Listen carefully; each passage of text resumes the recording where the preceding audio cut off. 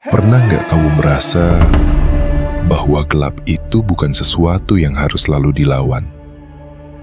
Bahwa kadang kegelapan justru adalah tempat paling jujur untuk melihat diri sendiri.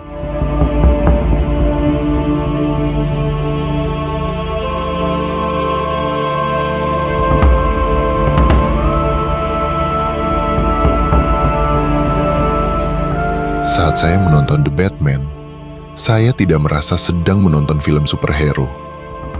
Saya merasa sedang diajak masuk ke kepala seseorang. Kepala yang penuh amarah, penuh trauma, dan belum selesai berdamai dengan masa lalu.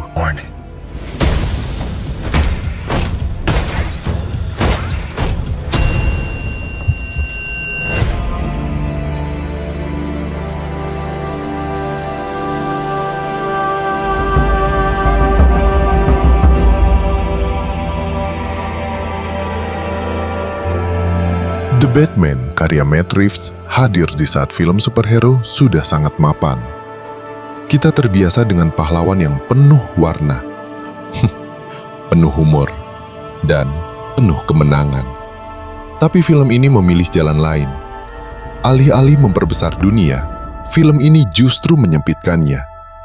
Alih-alih bicara tentang ancaman global, film ini bicara tentang satu kota dan satu manusia.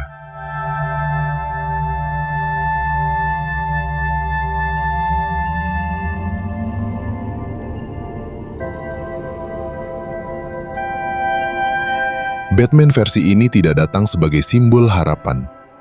Ia datang sebagai reaksi. Reaksi terhadap rasa bersalah, terhadap trauma, terhadap kota yang membesarkannya dalam kekerasan.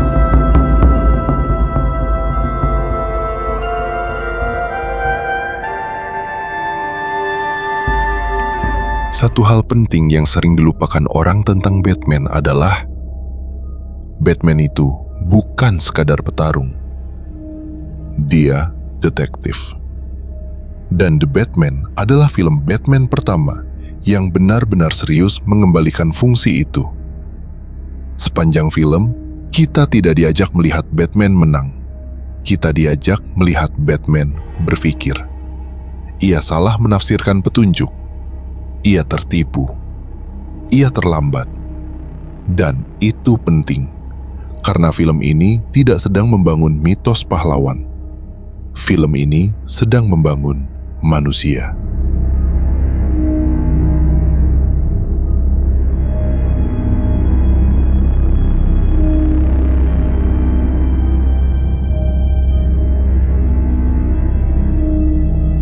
Bruce Wayne di sini bahkan belum sepenuhnya tahu kenapa ia memakai topeng.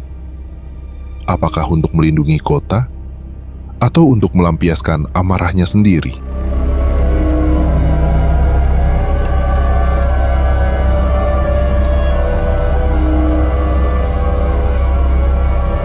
Secara naratif, The Batman dibangun seperti film noir dan detective story.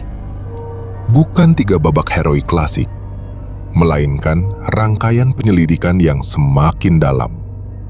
Setiap petunjuk tidak membawa kita ke solusi, tapi ke lapisan kebusukan yang lebih pekat.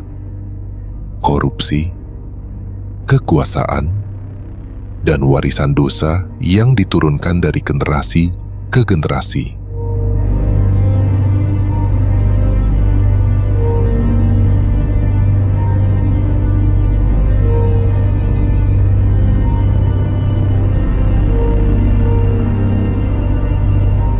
The Riddler bukan sekadar penjahat. Ia adalah cermin gelap Batman. Sama-sama lahir dari trauma. Sama-sama ingin keadilan. Tapi memilih jalan yang berbeda. Dan disitulah film ini menjadi menarik. Karena Batman dipaksa bertanya, apakah aku berbeda? Atau aku hanya versi lain dari mereka? Secara visual, The Batman adalah film yang menekan penonton. Kamera jarang memberi kita jarak. Banyak close-up. Banyak framing sempit.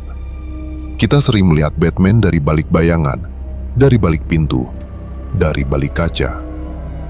Ini bukan kebetulan. Secara sinematik, film ini ingin membuat kita merasa bahwa Batman selalu mengintip dunia, dan dunia tidak pernah benar-benar ramah padanya.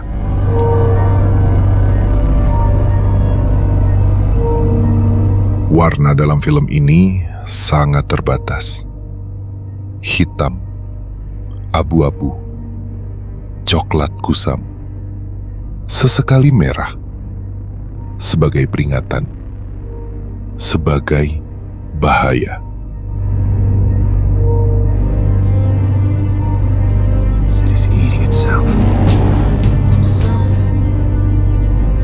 Pencahayaan low-key mendominasi, bukan untuk gaya semata, tapi untuk menyampaikan satu pesan. Tidak ada karakter yang benar-benar bersih. Bahkan, cahaya pun selalu terpotong bayangan. Gotham tidak digambarkan sebagai kota, tapi sebagai luka yang terbuka.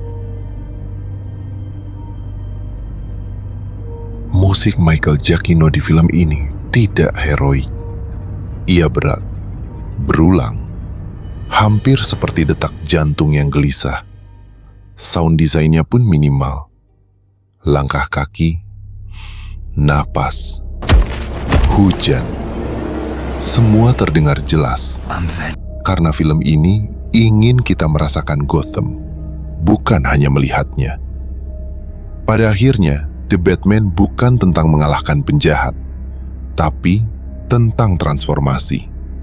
Batman mulai sadar bahwa ketakutan tidak cukup, bahwa simbol yang dibangun dari amarah akan melahirkan amarah lain.